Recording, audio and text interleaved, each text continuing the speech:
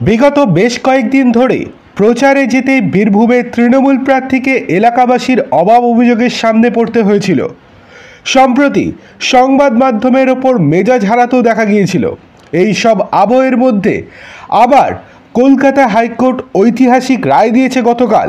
তার মধ্যে এবার শতাব্দীর ওপর ক্ষোভ উগড়ে এবং কলকাতা হাইকোর্টের রায়ের পরেই দল ছাড়লেন ৩০০টি সংখ্যালঘু পরিবার। যোগ দিলেন কোথায়? যোগ দিলেন বিজেপিতে।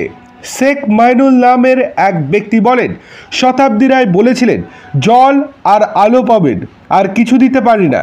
এর জন্য দরখাস্ত লিখেছি। জল তো দূরে থাকুক, লাইট বা জল কিছুই দিল না।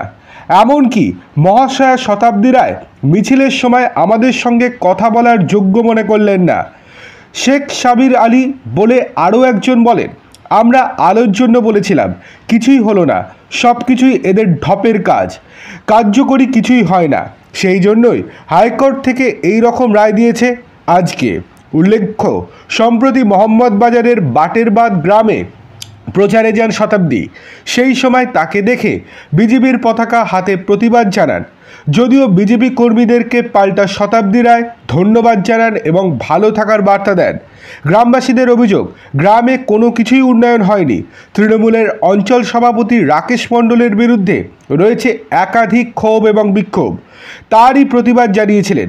এবার ওই গ্রামেরই ক্ষুব্ধ লোকজন গতকাল বিজেপিতে যোগদান করলেন।